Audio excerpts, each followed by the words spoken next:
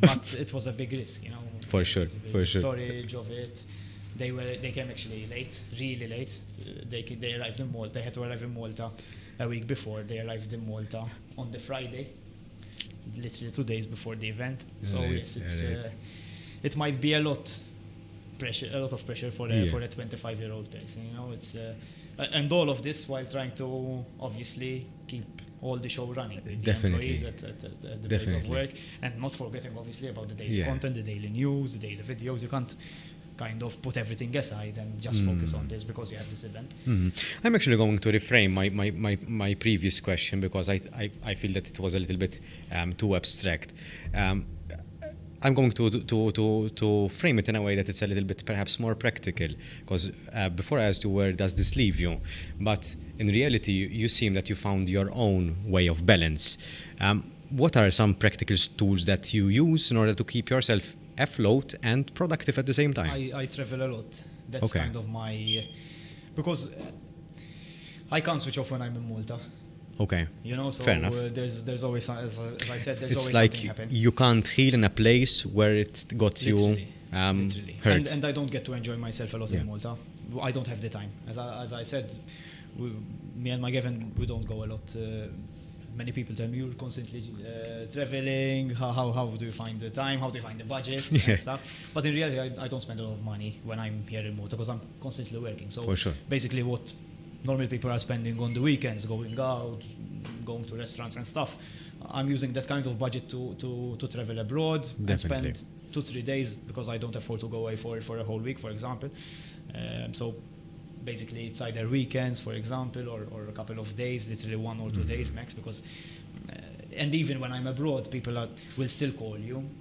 One, most of them wouldn't know that you're abroad, and two, some of them do know that you're abroad, but they don't give a shit about it. Unless they follow your stories, because you post when you're abroad. So I post a lot, yes. Actually, I post intentionally. I'm abroad. to because, for example, something that many people don't. I leave a lot of people on unread. Either I miss their message or one thing to or another. Because the amount of messages that I get in a day is incredible. There are people who are sending me news, people who wants to meet me, people who we're working with. So it is very easy for me not to see a message, to miss a message. It is very, very... it puts a lot of pressure on me as well.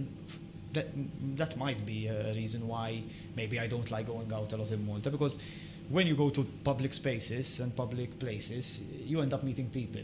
And there might be this person who either I forgot to reply because something came up and I was writing the message and something came up and I got distracted, or I left unread, or I'm going to be honest with you, there are times where I actually receive a message, but then sometimes you have to prioritize. Is this message important or urgent? It might not be. You plan to go back to it a couple of hours later, but too many things happen at once. So that might be one. And then you meet them in real life and there's this kind of a bit of an awkward situation. You didn't read my message, you didn't send me a message. And I get it, because the thing is that not many people get that amount of messages. For example, I miss all my personal notifications. If people tag me in a photo or something, my personal profile, the probability is I miss it, because we have so many notifications coming in through Malta Daily that I lose mine. So even I've lost a lot of relationships, personal relationships, because I don't have that kind of time. And it's a very, very good thing kind of to make time for my girlfriend as well, because I was going to ask you, how do you manage that? Because I found a very understandable girlfriend. Fair enough. To say the least, because it's important to say it behind the mic. There. Yes, very much. Thank you.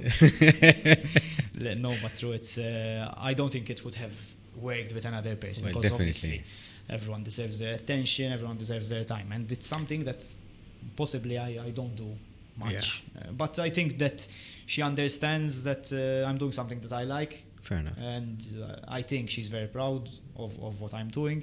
And I'm very obviously lucky to find the person that supports me a lot. Not just emotionally, but even financially, for example. There have been times where I was investing a lot of money in my company where I was left without a certain amount of budget to spend on myself. You know, the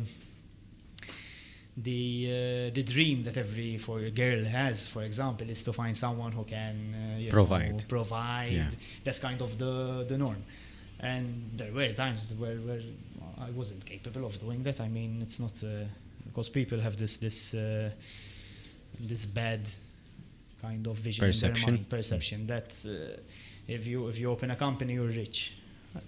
Doesn't happen overnight, for sure. For sure. Now I'm kind of not in a comfortable situation, but it's been 4 years in the making to arrive at a point where I'm finally a bit financially stable, because prior to that, it was constantly investing and going into much bigger risks, because the bigger that the company grows, the bigger the liabilities. Yeah. You know, you have to sleep every day knowing that there are certain amounts of money that needs to be paid by the end of the month. There are a certain amount of money you owe, you know. So it's very